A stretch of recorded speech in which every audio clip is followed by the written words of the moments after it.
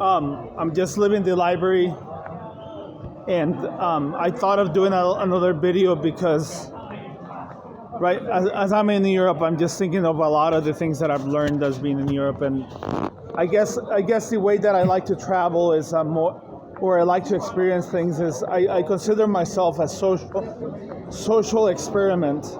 This means that I think there's really a lack of empathy in the world.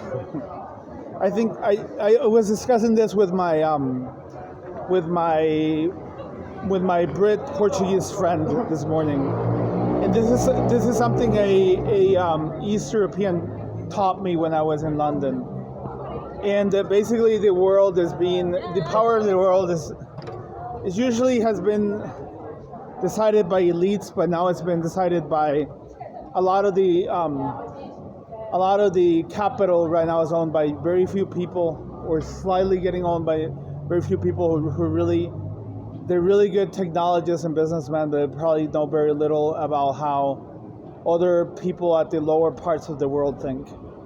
And this is a major problem. Like a lot of the leaders, like Gandhi and Mother Teresa, that had experienced themselves a lot of hardship and poverty, now don't know. Now are being ousted by a lot of the tech billionaires, and I think this is a problem. But this is not really the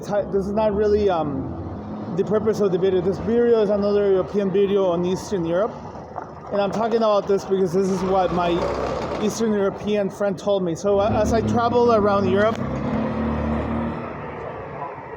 and I met like a lot of Western Europeans, I met Southern Europeans, I met a lot of Eastern Europeans, and I really have not interacted as much with Eastern Europeans as I have with Western Europeans and Southern Europeans. But that being said, I always feel like I always learn a lot from interacting with Eastern Europeans. And I think if we look at a map of Europe, there's really a economic divide between Western and Eastern Europe, and there's marginally less opportunity in Eastern Europe. That this is just how things are. It's like it's a little bit similar to like the States and Latin America. Like there's a migration, and usually the East Europeans usually take a lot of the labor jobs in Western Europe.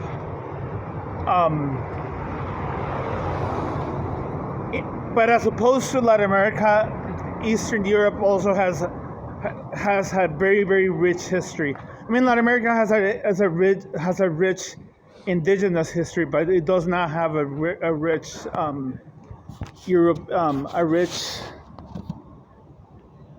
classical history the way that Eastern Europe does. And that one of the if you look at cities like Budapest, for example, that has been the place where a lot of the Eastern invasions have been stopped. So Eastern Europeans claim that they have prevented Europe from being massacred by evil forces from the East, such as the Mongols. I mean, the Huns were a lot smaller and they were European, so they would really count. But the Ottoman Empire is another example. This is something else that I learned talking with my friend. So Eastern Europe really has a strong history, and I really have not traveled as much as I want there. But you could easily argue that it starts in Poland, and you start going back down like Czech Republic, Hungary, Romania,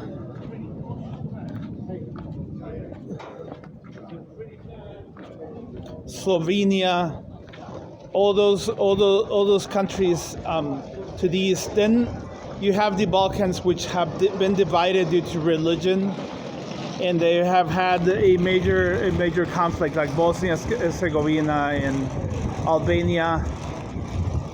and Croatia, but I'm not gonna go as much into detail about this. Going back, I think I just really have to spend more time in Eastern Europe to really have a more concise view of what Eastern Europe is like. I just really have no notion just because I've never been there. So it would be, I mean, a lot of what I'm talking about has to be from the experiences that I've had. So I worked a couple times with Eastern Europeans, and one of my first jobs here was was easily the worst job that I've had. And according to my friend, who is also Romanian, he called them Gypsy Europeans.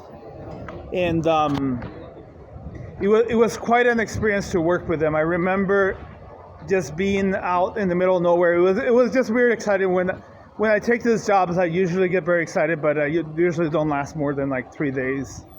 I just do it just because of the experiential part, and just to have a little bit of cash. But we went out in the middle of nowhere. It was called a place in Wales, and that basically was separated in trash. All the trash came in, and it was starting getting very cold in Eastern Europe. In Wales.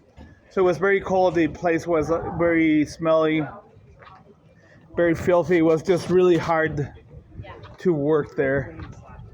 And then I was working with, it was mostly, almost everybody there was a Romanian. And then we went to the house and people just partied until very late.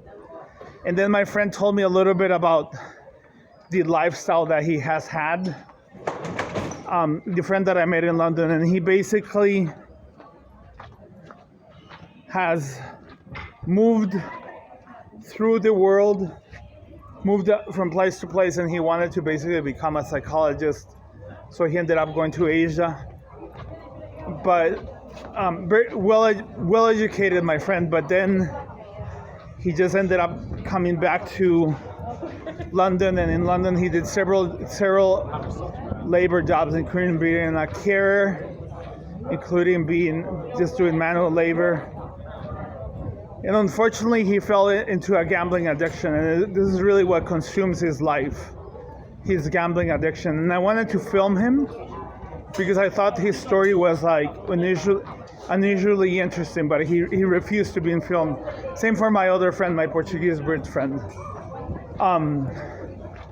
But it was like, Eastern Europe has also strong family values, so we were discussing a lot of family, and he could fully understand and relate the importance of a family.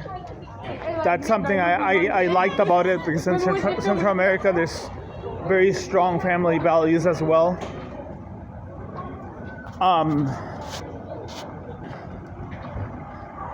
Let me think if I want to mention anything else about Eastern Europe without being there.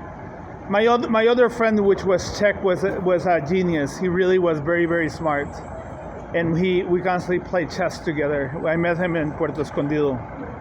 Anyway, hope you like my video of Western Europe.